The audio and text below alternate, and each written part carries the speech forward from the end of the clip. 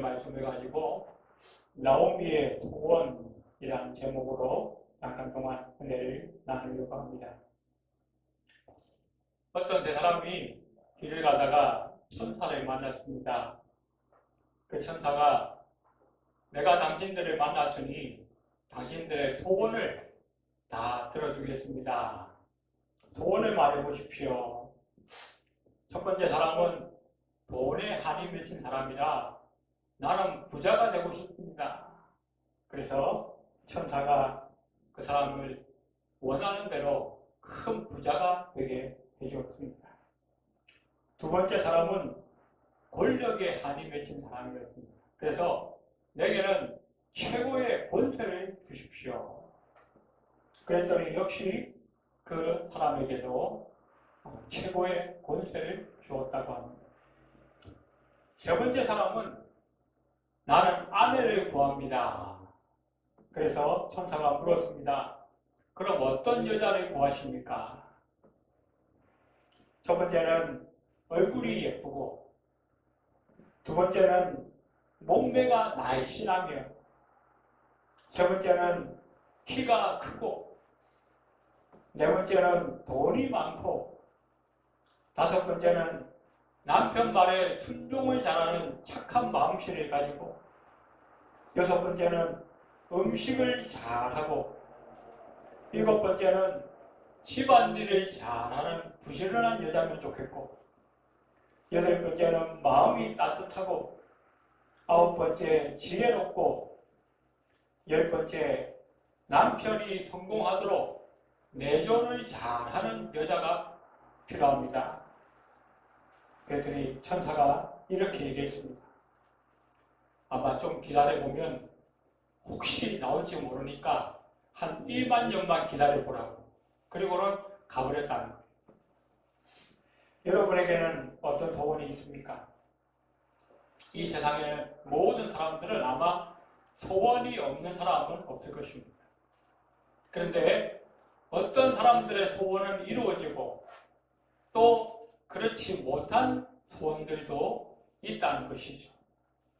오늘 본문에는 나옴이라고 하는 사람이 소원을 가졌는데 그 소원을 하나님 앞에 계획하고 기도하고 실행함으로 인하여서 이루어져 가는 과정들이 오늘 본문에 기록이 되고 있습니다.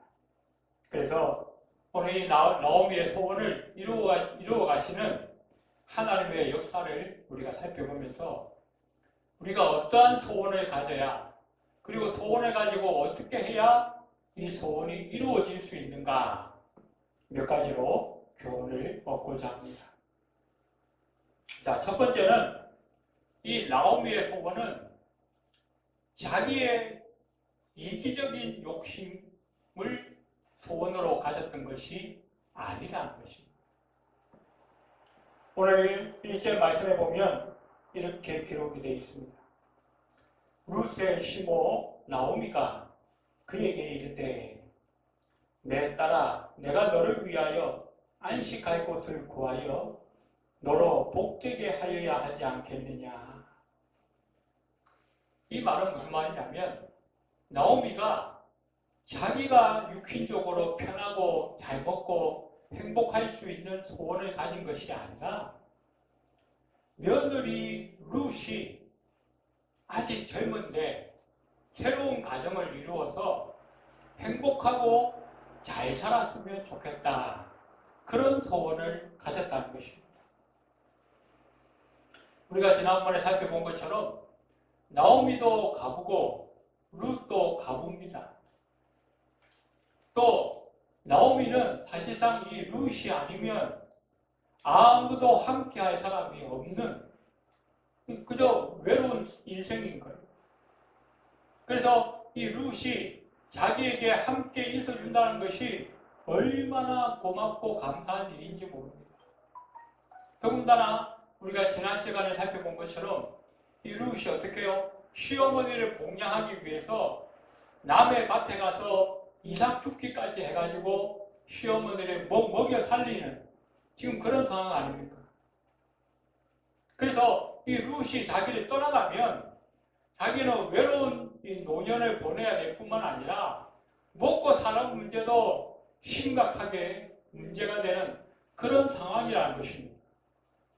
그럼에도 불구하고 이 나오미는 자기를 생각하지 않고 그 며느리 룻이 이제라도 좋은 사람 만나서 새로운 가정을 이루어서 행복하게 살아가기를 원하는 그런 소원을 가졌다는 것입니다.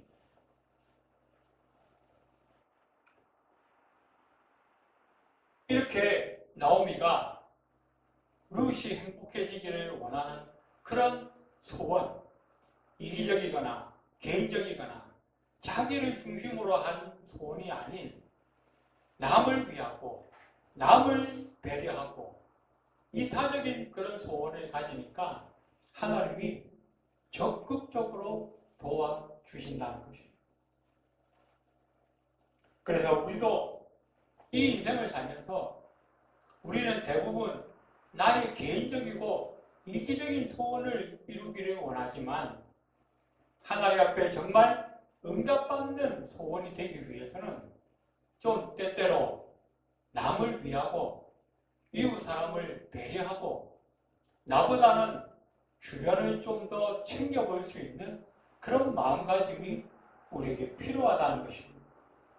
그래서 우리가 그리스도인으로서 우리는 하나님께 먼저 사랑받고 먼저 은혜를 받고 먼저 구원받은 사람이기 때문에 이제는 좀 더 우리가 하나님께 부름받은 그리스도인으로서 주변 사람들, 내 이웃, 내 가족, 내 형제와 자매를 먼저 돌아볼 수 있는 그런 소원을 가질 때에 하나님께서도 훨씬 더 긍정적이고 적극적으로 우리의 소원을 이루어 주신다는 사실을 우리는 기억할 필요가 있다는 것입니다.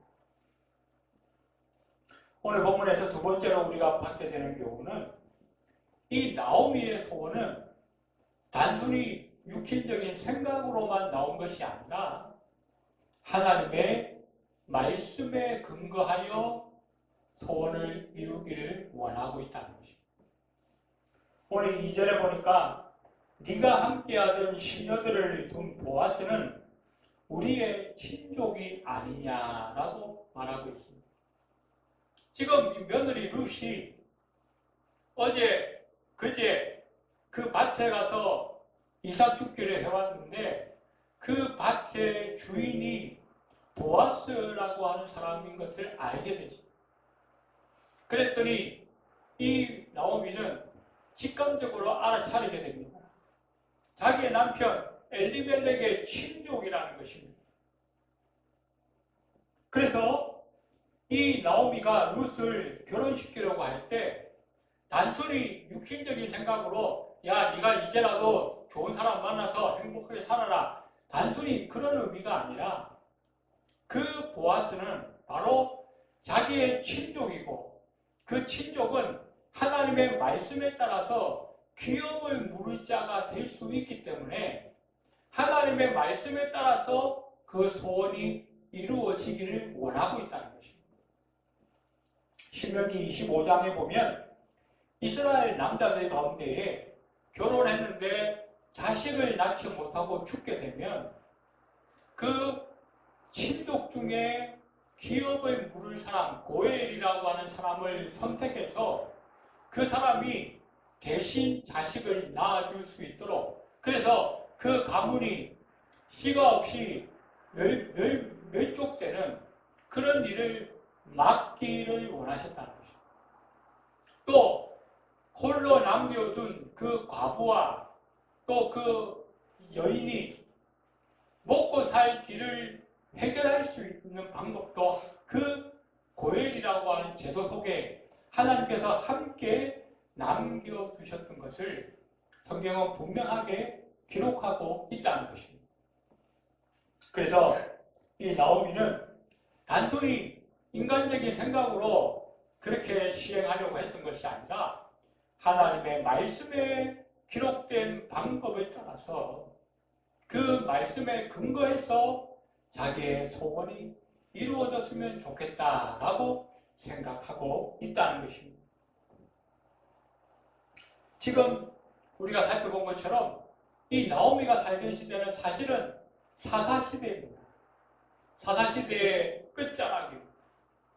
이 사사시대에 우리가 자주 보았던 문구들이 있었죠. 그때 이스라엘에 왕이 없으므로 사람들이 자기의 소견에 옳은 대로 행하였더라. 계속 첫 장부터 마지막 장까지 중간중간에 반복해서 나오는 구절들이 이 이스라엘 백성들이 자기의 소견에 옳은 대로 행하던 시대, 그 시대가 바로 사사시대입니다. 그런데 그 사사시대를 살아가던 그 참혹한 흑암의 시대, 암흑의 시대 가운데서도 나오미와 같은 사람이 있었다는 것을 성경은 기록하고 있다는 것입니다. 어떻게 살았어요? 하나님의 말씀에 따라서.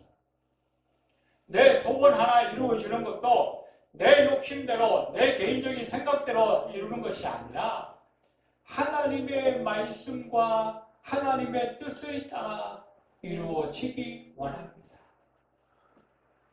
그것이 나오미의 신앙 고백이었고, 그 신앙 고백이 나오미의 소원을 이루는 과정에서도 동일하게 적용되고 있었다는 것입니다. 우리의 모습은 어떻습니까? 우리는 많은 소원들을 가지고 있습니다. 사람은 누구나 소원이 있어요.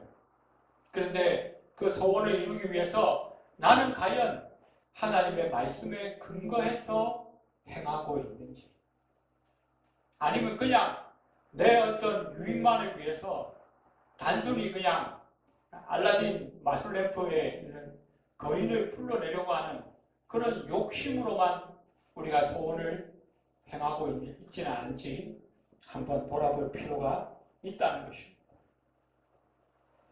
세 번째로 나오미의 소원은 정확한 정보를 갖고 있었습니다.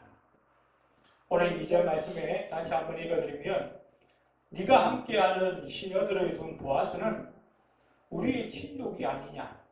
그가 오늘 밤에 타작마당에서 보리를 까불리라. 이 나오미는 보아스에 대해서 이미 어느 정도의 정보를 갖고 있었어요. 그 정보가 뭐냐? 첫 번째는 보아스가 자기의 친족으로서 기업을 물을 자라는 것. 두 번째는 보아스가 추수를 한 후에 그 타작마당에서 보리를 까부른다는 사실을 알고 있었습니다. 또 세 번째는 보아스가 곡식단을 쌓아놓은 후에 거기에서 잠을 잘 것이라는 것도 미리 알고 있었습니다. 우리가 어떤 계획을 세우고 어떤 일을 행할 때에 그 일에 대한 정보를 알고 있다는 것이 얼마나 중요한지를 우리는 21세기를 살아가면서 온몸으로 체험하고 있죠. 지금 이 시대는 뭐예요? 정보화 시대라 그렇게 말하지 않습니까? 정보가 돈이다 그렇게 말하는 사람도 많습니다. 정보가 없으면요, 돈을 벌 수가 없어요.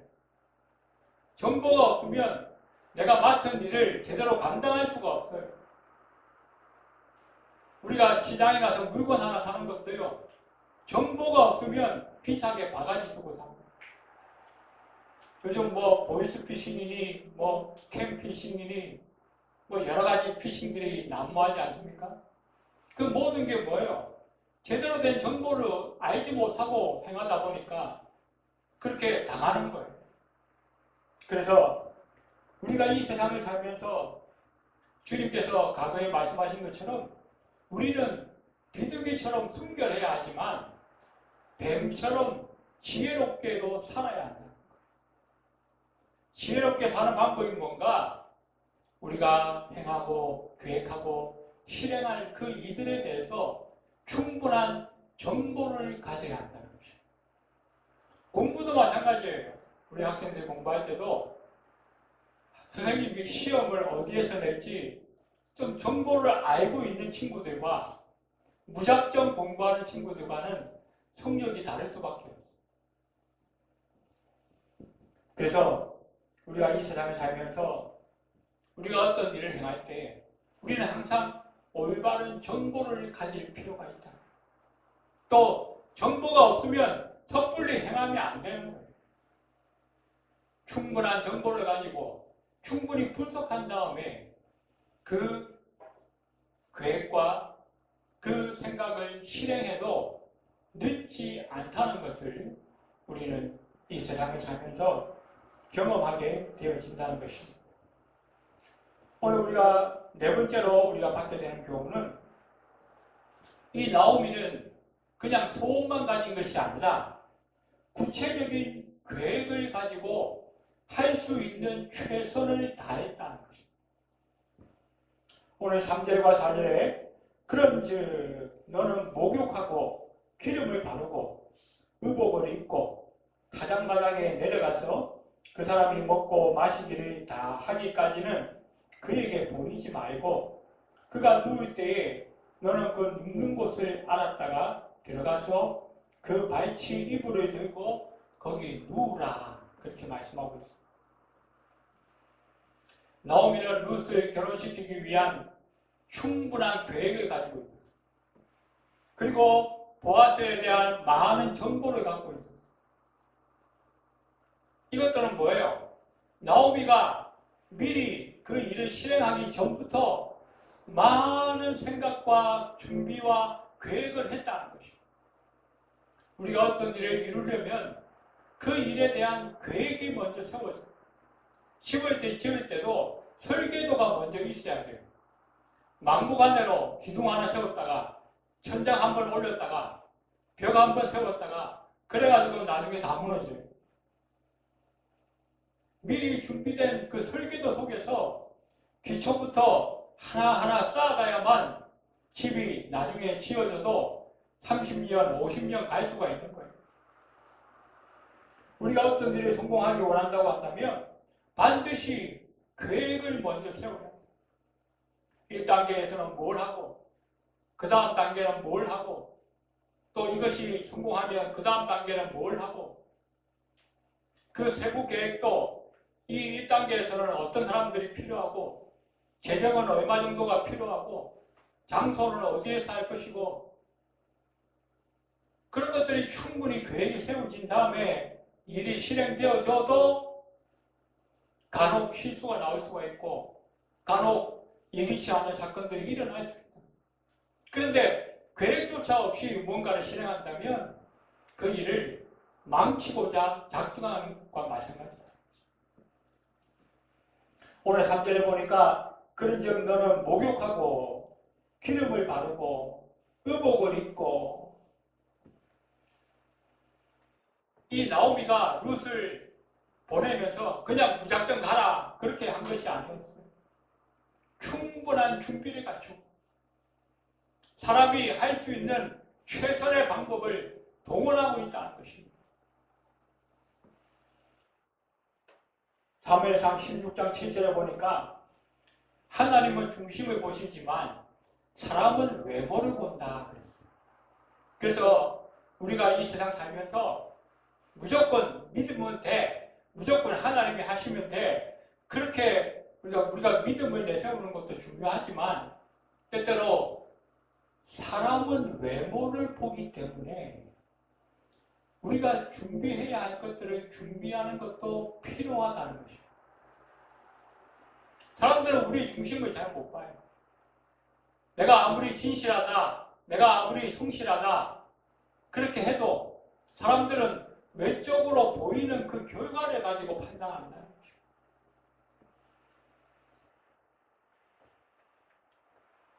그래서 우리가 어떤 대중들 앞에 서거나 또 중요한 사람들을 만나거나 할 때는 우리가 외모를 좀 잘 가꾸는 것도 필요하고 좀 옷도 좀 단정하게 입고 또 정숙하게 입고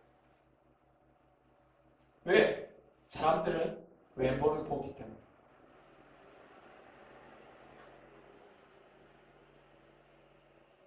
그래서 나오미는 하나님 앞에 소원을 가졌습니다. 그리고 개인적인 생각으로, 육신적인 생각으로 행한 것이 아니라 하나님의 말씀에 근거해서 철저하게 준비하고 계획했습니다. 그리고 자기가 할 수 있는 한 최선을 다했습니다. 준비할 수 있는 것, 또 자기가 실행할 수 있는 것 다 행했습니다.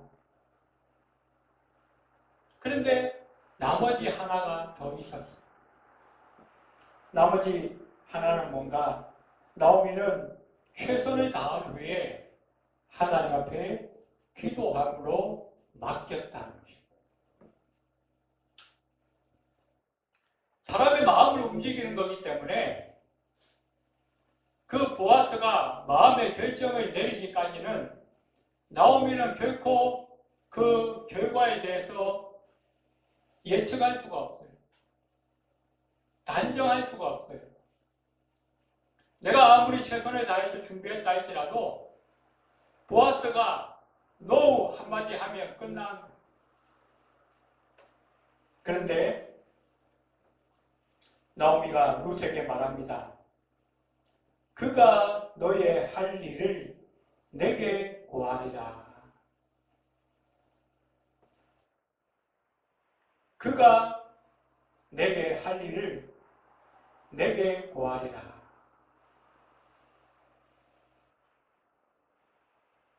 오늘 4절 마지막 부분에 보니까 그렇게 말씀하고 있습니다. 이 말은 뭡니까? 보아스가 알아서 할 거다.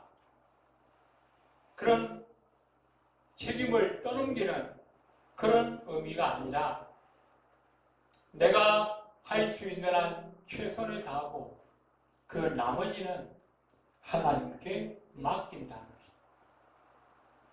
그 보아스가 예스라고 대답하는지 노라고 대답하는지 모르지만 내가 할 수 있는 건 최선을 다하고 내가 할 수 없는 건 그 나머지는 하나님께서 알아서 하실 것이다. 그것이 우리 그리스도인의 믿음의 모습이라는 것입니다.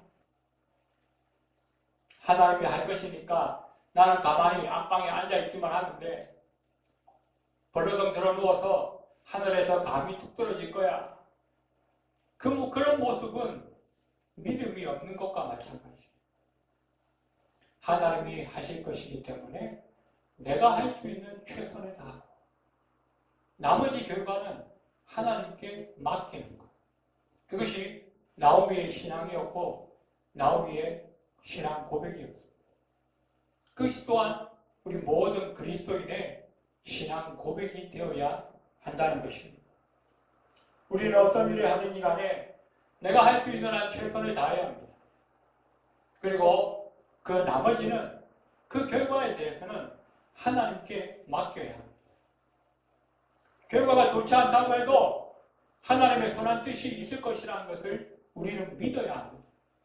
결과가 나쁘게 나왔다고 해서 하나님을 원망하거나 인생이 끝난 것처럼 그렇게 생각할 필요가 없다는 것. 이제 말씀을 정리하겠습니다. 오늘 나오미는 하나님 앞에 소원을 가졌습니다. 그리고 그 소원은 육신적인 것이 아니라 하나님의 말씀에 근거한 것이었고 충분한 정보와 충분한 계획을 통해서 실행되어졌으며 할 수 있는 한 최선을 다했습니다. 그리고 그 나머지는 하나님께 맡겼더니 하나님께서 선한 결과로 그에게 갚아주셨습니다.